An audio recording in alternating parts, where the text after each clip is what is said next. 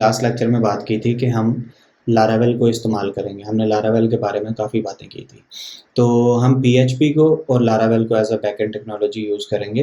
PHP एक language है, जैसे कि सबको पता है, सर्वर साइड स्क्रिप्टिंग लैंग्वेज है, और लारावेल जो है उसका एक फ्रेमवर्क है। हम कोर पीएचपी को इस्तेमाल नहीं करेंगे। ये लेक्चर सिर्फ उन लोगों के लिए है जिन्होंने ऑलरेडी सिर्फ कोर पीएचपी पे काम किया और उनको लारावेल का नहीं पता, या जिन्हों बिल्कुल न्यू है पीएचपी पे, या जिन्होंने कभी किसी एमवीसी फ्रेमवर्क पे काम नहीं किया, उनको एमवीसी फ्रेमवर्क का नहीं आइडिया। ये सिर्फ वीडियो उन लोगों के लिए है।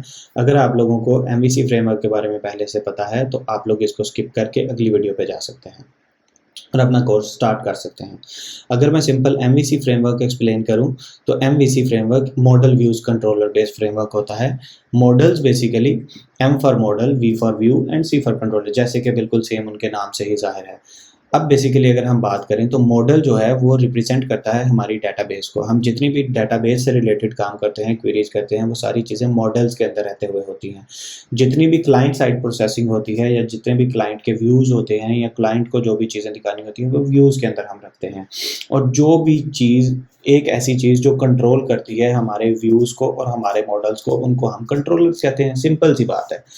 अब अगर हम बात करें, हमने जितनी भी प्रोसेसिंग क्लाइंट साइड पे हो रही है, जो भी डाटा हम क्लाइंट साइड को आउटपुट कर रहे हैं या क्लाइंट साइड से एज अ इनपुट ले रहे हैं, उसकी प्रोसेसिंग हमने कंट्रोलर में करनी है एंड देन उसको पास करना है हमने मॉडल के अंदर, all the way to model. फिर मॉडल उसको डेटाबेस के साथ इंटीग्रेट करेगा। अब मॉडल जो है वो डेटाबेस में डाटा स्टोर भी करेगा, डेटाबेस से डाटा गेट भी करेगा। जितनी भी हमारी क्वेरीज और इस तरह की चीज़ें होंगी हमारी मॉडल्स को यूज़ करते होंगी। जितनी भी हमारी कम्युनिकेशन होगी डेटाबेस के साथ, वो मॉडल्स को यूज़ करते होगी। तो इस तरह से हमारा ये एमवीसी फ्रेमवर्क काम करता है।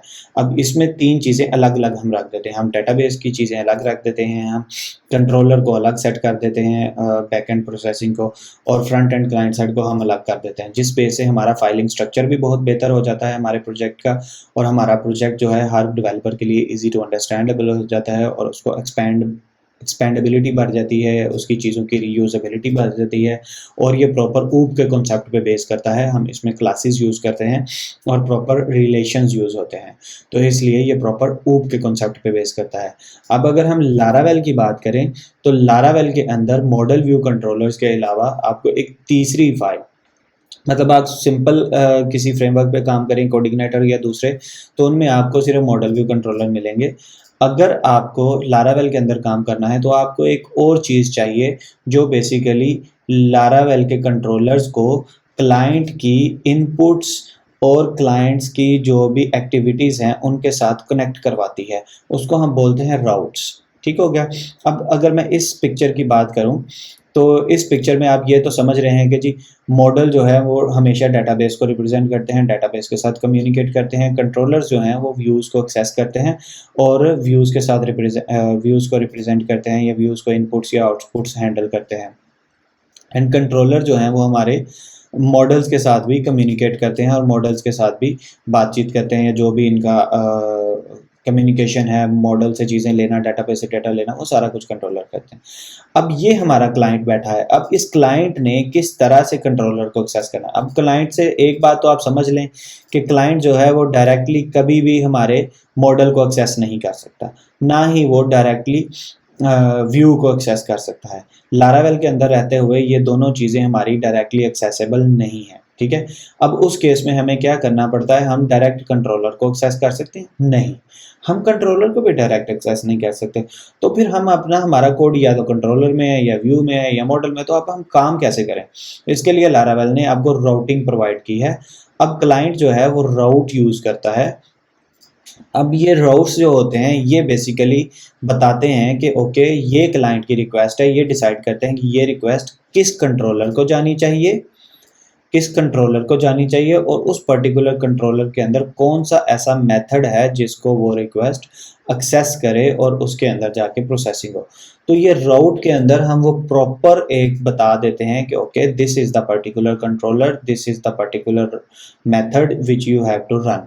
तो वो जो राउट है वो उस कंट्रोलर के उस पर्टिकुलर मेथड को रन करते हुए हमारी प्रोसेसिंग करता है। आया वो व्यू को कॉल कर रहा है, वो किसी व्यू को डाटा एक्सेस कर रहा है या डाटा भेज रहा है फॉर्म से, वो किसी भी किस्म की रिक्वेस्ट है वो अगर आपने कंट्रोलर तक पहुंचानी है तो वो राउटिंग यूज़ होगी, रूट्स यूज़ होंगे और देन कंट्रोलर जो है वो अपनी प्रोसेसिंग करके तो अपना एक रिस्पॉन्स जो है हमारे क्लाइंट तक रिटर्न कर देगा, जो कि बेसिकली क्लाइंट को यहाँ पे तो नज़र नहीं आ रहा ना, ये तो क्लाइंट साइड पे एक बंदा बैठा हुआ, तो क्लाइंट को वो व्यू यहाँ पे नज़र आ रहा होगा, व्यू या वो आउटपुट क्लाइंट को यहाँ पे नज़र आ रही होगी और क्लाइंट ने जो इनपुट दी होगी वो भी बेसिकली व्यू से ही आ रही होगी।